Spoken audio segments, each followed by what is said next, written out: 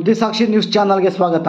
ಮುಖ್ಯಮಂತ್ರಿ ಸಿದ್ದರಾಮಯ್ಯನವರ ವಿರುದ್ಧ ರಾಜ್ಯಪಾಲರು ಪ್ರಾಸಿಕ್ಯೂಷನ್ಗೆ ಅನುಮತಿ ನೀಡಿರುವುದನ್ನು ವಿರೋಧಿಸಿ ರಾಜ್ಯಪಾಲರ ವಿರುದ್ಧ ಚಿಕ್ಕಬಳ್ಳಾಪುರ ಜಿಲ್ಲಾ ಕಾಂಗ್ರೆಸ್ ಪಕ್ಷದ ವತಿಯಿಂದ ಭಾರೀ ಪ್ರತಿಭಟನೆಯನ್ನು ನಡೆಸಲಾಯಿತು.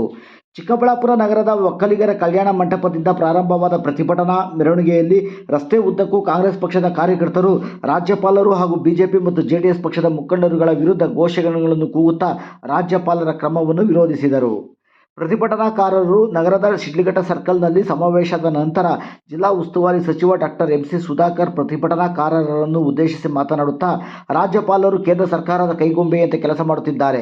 ಬಿಜೆಪಿ ಮತ್ತು ಜೆಡಿಎಸ್ ಪಕ್ಷದ ಮುಖಂಡರ ನಿರ್ದೇಶನದಂತೆ ಅವರು ಮುಖ್ಯಮಂತ್ರಿ ಸಿದ್ದರಾಮಯ್ಯನವರ ವಿರುದ್ಧ ಪ್ರಾಸಿಕ್ಯೂಷನ್ಗೆ ಅನುಮತಿ ನೀಡಿದ್ದಾರೆ ಎಂದ ಅವರು, ರಾಜ್ಯಪಾಲರು ತಮ್ಮ ಹುದ್ದೆಯ ಘನತೆಯನ್ನು ಮರೆತು ಬಿಜೆಪಿ ಪಕ್ಷದ ಏಜೆಂಟರಂತೆ ಕೆಲಸ ಮಾಡುತ್ತಿದ್ದಾರೆ.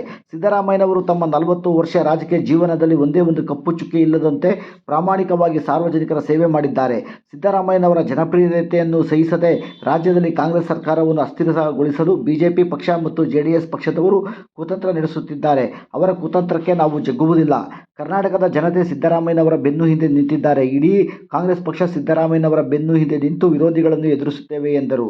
ಪ್ರತಿಭಟನೆಯಲ್ಲಿ ಶಾಸಕರಾದ ಗೌರಿಬಿದನೂರಿನ ಕೆಎಚ್ ಪುಟ್ಟಸ್ವಾಮಿಗೌಡ, ವಿಧಾನ ಪರಿಷತ್ ಸದಸ್ಯ ಎಂಆರ್ ಸೀತಾರಾಮ್, ರಕ್ಷಾರಾಮಯ್ಯ, ಮಾಜಿ ಮಂತ್ರಿ ವಿ ಮುನಿಯಪ್ಪ, ಮಾಜಿ ಶಾಸಕರಾದ ಕೆಪಿ ಬಚ್ಚೇಗೌಡ, ಎಸ್ಎಂ ಕೃಷ್ಣ, ಜಿಲ್ಲಾ ಕಾಂಗ್ರೆಸ್ ಅಧ್ಯಕ್ಷ ಕೇಶವರೆಡ್ಡಿ, ರಾಜೀವ್ ಗೌಡ, ರಾಜಾಕಾಂತ್, ಭರಣಿ ವೆಂಕಟೇಶ್, ಮಮತಾ ಮೂರ್ತಿ ಹಾಗೂ ಸಾವಿರಾರು ಸಂಖ್ಯೆಯಲ್ಲಿ ಕಾಂಗ್ರೆಸ್ ಪಕ್ಷದ ಕಾರ್ಯಕರ್ತರು ಪ್ರತಿಭಟನೆಯಲ್ಲಿ ಭಾಗವಹಿಸಿದ್ದರು. ವರದಿ ಜಯರಾಮ್, ಕ್ಯಾಮರಾಮ್ಯಾನ್ ವೀರನಾಗ್ ಜೊತೆಯಲ್ಲಿ ಸುದ್ದಿಸಾಕ್ಷಿ ನ್ಯೂಸ್, ಚಿಕ್ಕಬಳ್ಳಾಪುರ.